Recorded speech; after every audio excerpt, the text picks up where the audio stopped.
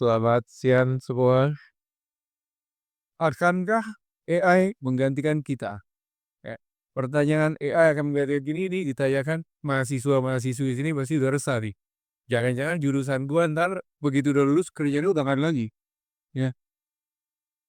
Nah, di sini kita akan bahas hari ini apa yang harus kita kerjakan sebagai manusia, apa yang harus kita persiapkan, ya, dan bagaimana kita akan melakukannya. Oke? Ya, mungkin perkenalan sedikit ya. Saya Abil Sudarman, kebetulan saya expert di bidang AI. Saya dulu Executive Director di asosiasi AI terbesar di Indonesia, AI Researcher ya, AI Researcher terbesar di Indonesia. Eh, dan juga kami banyak melakukan research tentang bagaimana kedepannya manusia itu, AI itu akan menggantikan manusia ya.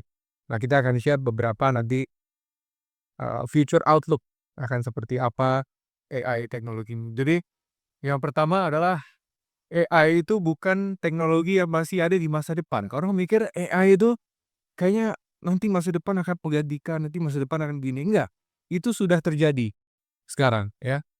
Kita lihat mungkin belum di Indonesia ya, tapi di Amerika itu banyak sekali sudah diotomatisasi. Kita pesen dari apa tuh restoran chain aja drive thru itu udah di-handle sama AI. Di Indonesia memang belum. Tapi itu udah ada di depan mata kita. Ya, tinggal tunggu waktu. Nah, pertama kita harus highlight bahwa AI ini adalah sesuatu yang growth-nya eksponensial. Kalau teknologi-teknologi lain growth-nya biasanya apa? Linear ya. Kalau yang suka belajar matematika tuh teknologi bisa bergerak linear, adopsi teknologi. Baik itu renewable energy ya, terus teknologi bidang lain itu biasanya bergerak linear. Tapi AI ini beda. AI ini bergerak sangat cepat. Bahkan 4 tahun lalu kita mengerjakan tugas kampus nggak bisa nanya tuh ChatGPT tuh. Semua masih harus Google, buka websitenya satu persatu ya. Bahkan sampai halaman ketujuh ya, karena kita kalau ngerjain skripsi ya, sampai halaman ketujuh tuh dibongkar tuh. Ada apanya sih ini? Sekarang udah jauh lebih mudah. Hanya dalam kurun waktu 1, 2, 3 tahun. Ya, 3 tahun semuanya jauh lebih mudah. Dan guess what? Ya, ini akan jauh lebih cepat lagi perkembangannya. Ya. Jangan pikir, oh kalau dari kemarin titik 0 ke 1 ya butuh 3 tahun, jangan-jangan 3 tahun ke depan lagi makin canggih. Tidak. Bisa jadi dalam waktu 1 tahun ke depan AI udah jauh lebih canggih daripada sekarang. Kalian akan kaget. Ya, kita dibuat kaget setiap tahun. Kita aja yang researcher ini dibuat kaget terus setiap tahun nih. Apalagi saya bidangnya responsible AI ya, AI safety. Pusing juga kita pikirin gimana cara AI ini aman kan.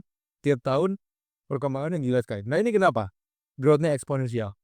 Di sini ada beberapa aspek. Yang pertama adalah aspek data. Banyak yang belum tahu kalau ChatGPT awal keluar tuh tahun 2022 ya, kalau saya 2022, 2023. Itu dilatih oleh data yang publicly available di internet. Dari berita, dari Wikipedia, dari kalau istilah data setnya common crawl ya. Apapun yang ada di internet itu dikompal jadi satu, atau apapun yang dia bisa temuin. Tapi data ini di-generate luar biasa besar sekali setiap tahun. Ya. Ini kita lihat tahun 2016 mungkin zaman ada Twitter ya. Cuma sosmed cuma Twitter, Facebook, Instagram pun nggak banyak yang upload. Karena cuma foto-foto gaya-gaya doang, foto-foto di pantai. Sekarang, kita banyak sekali data yang ada di internet karena apa? Bikin video aja Reels, ya, upload video Reels, upload video YouTube. Itu kan datanya jauh lebih banyak tuh. Nah, semua data itu dipakai untuk men-train model AI. Nah, ChatGPT versi 2022 waktu pertama kali keluar itu hanya di-train atas data teks, teks only. Ya, sekarang udah di-generate dengan gambar ya. Sekarang kita kalau upload gambar ke ChatGPT dia udah bisa paham. Dia bisa generate gambar sendiri. Dan video juga udah mungkin beberapa udah dicoba nih AI generated video. Karena AI itu dilatih menggunakan data video. Tapi sekarang nih, wah, tuh saya berapa zettabytes. Database itu berapa miliar gigabyte saya juga lupa tuh, sampai saking banyaknya. Nah, tidak hanya data, di sini ada aspek computational capabilities. Jadi tadi data udah meningkatnya linear ya, tapi ini ada compute juga. Di sini saya yakin nih mahasiswa ada mahasiswa nggak banyak ya, ada suka main game. Zaman dulu 20 tahun lalu mungkin waktu Bang masih pada SD nih, main game itu paling point blank ya, point blank begitu SMP, Dota ya grafiknya juga jelek lah. Sekarang kita udah bisa main game, wah tuh GTA 5, ada terbaru game apa tuh keluar, Genshin Impact ya kan, bagus-bagus game-nya, grafiknya luar biasa. Nah ini karena kenapa kita bisa menikmati game ini karena compute-nya yang begitu besar sekarang. Ya. Kalau kita bikin nge-build PC itu 10 juta dulu dapat kayak 10 juta mahal banget PC ya. Sekarang 10 juta udah kencengnya bukan main nih. Nah ini compute power. Nah, kenapa? Karena AI itu dilatih dan juga dijalankan menggunakan GPU ya, mostly GPU, graphic card itu. Nah itu seiring tahun dia ada namanya Moore's Law. Setiap 2 tahun sekali computational power-nya naik 2 kali lipat. Nah, ini luar biasa makanya kenapa ya ini akan jauh lebih cepat lagi. Tapi ada satu aspek lagi selain 2 tadi. Sini kita lihat adalah algoritma ya.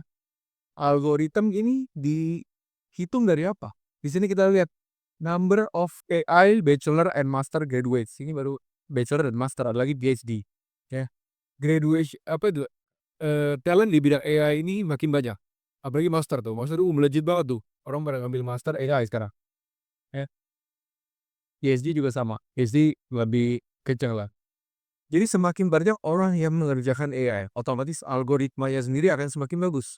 Nah, 3 aspek tadi yang kita udah bicarakan, tiga-tiganya naik. Jadi kebayang improvement AI akan seperti apa 1 tahun ke depan. Kita semua pasti akan kaget. Beberapa kemarin udah ada yang nyoba. Kalau kita lihat, saya kebetulan content creator juga ya. Kita lihat udah banyak AI ya menggantikan content creator tuh.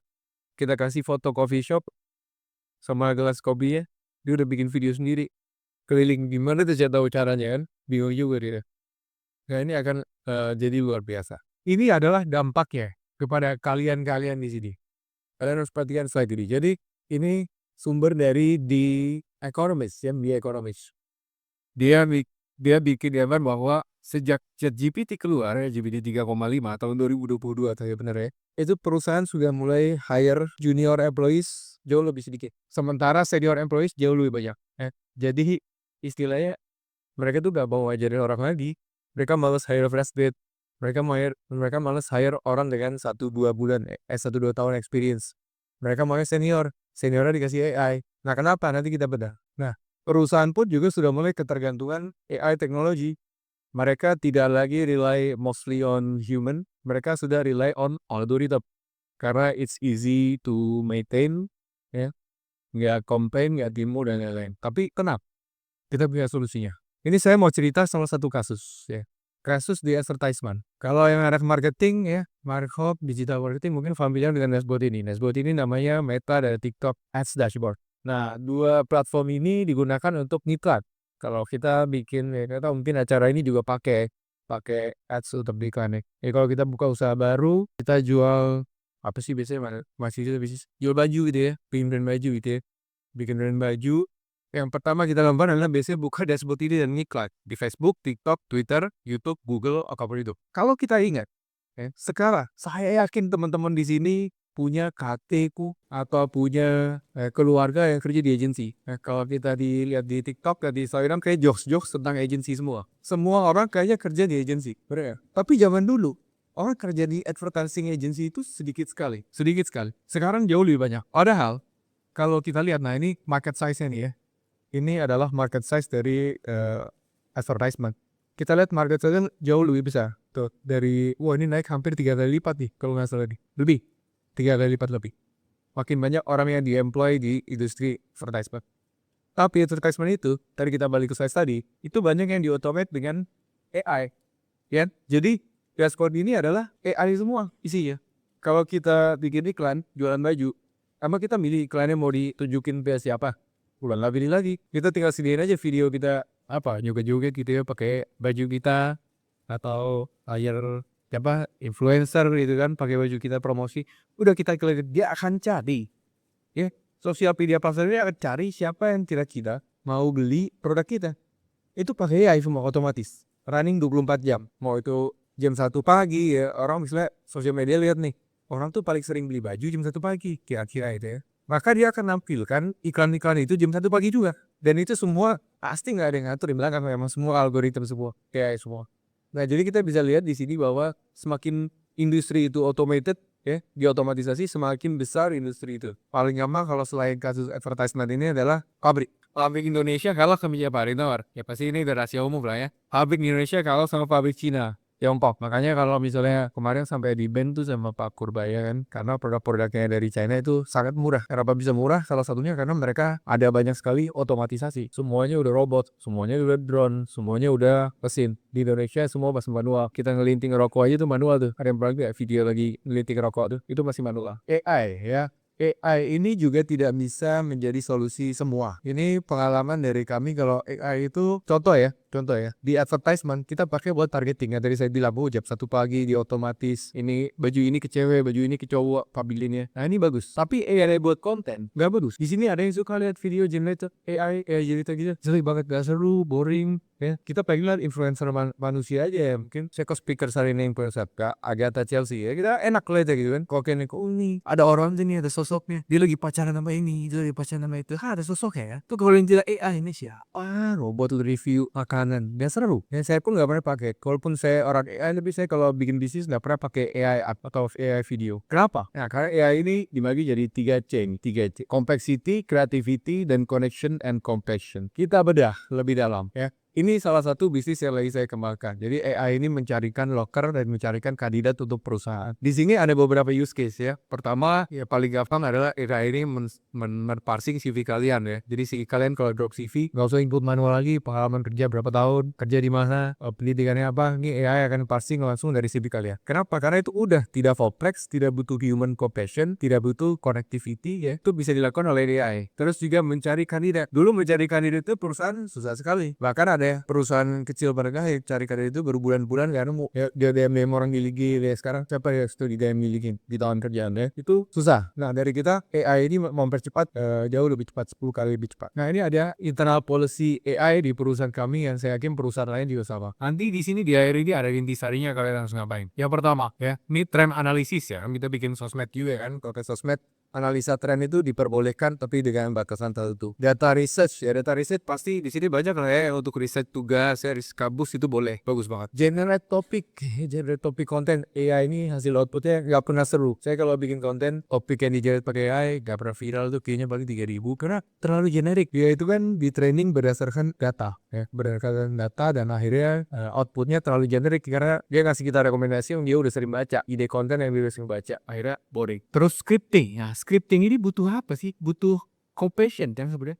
Ketika kita nge-script video, scriptnya layar robot, kayak anak SMA acting gitu. Nggak seru gitu ya. Nah, ini butuh tadi kompleks ya, creativity dan compassion ya kami. Nah, termasuk juga generate graphic asset dan image ya. Dia gampang ya, kita sudah mau bikin gambar orang belajar, kita mau bikin icon orang lagi masak gitu ya.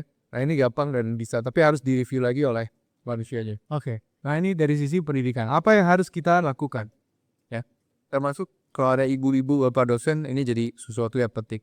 Di sini ada kita lihat Bloom taxonomy ya, create, evaluate, analyze, apply, understand, dan remember. Kebanyakan pendidikan ya mungkin di kampus sudah nggak terlalu, tapi dari SD sampai SMA itu kebanyakan fokus ke remember doang. Understand pun nggak peduli. Yang penting jawaban dulu sama kayak di textbook. Kalau nggak gurunya nanti nyoreknya ini nggak sama nih kayak textbook, padahal jawaban lu betul. Nah ini seringkali terjadi. Jadi remember itu komputer pun bisa.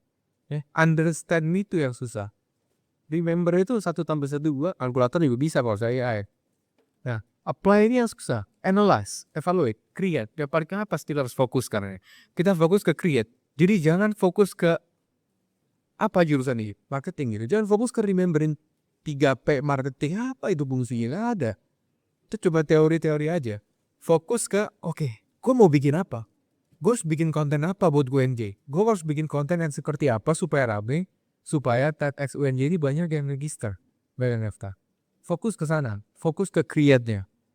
Jangan fokus ngafalin apa yang ada di UTS atau UAS. Nah, kita lihat di sini, mindset ya. Mindsetnya seperti apa? Kenapa tadi di awal perusahaan itu udah mulai hire senior, hire manager. Susah lo, banyak loh perusahaan hire manager itu rebutan. Tapi nggak ada yang hire junior lagi. Pada turun tuh grafik, kita lihat ya, slide pertama ya. Kenapa? Karena Junior itu mindsetnya seringkali dia pengeksekusi tugas yang disuruh oleh manajernya. Sementara tugasnya itu udah di-automate oleh AI. Tadi bikin video, riset, terus bikin topik itu kan di-automate oleh AI semua. Customer service termasuk ya. Customer service sekarang udah AI. Apalagi?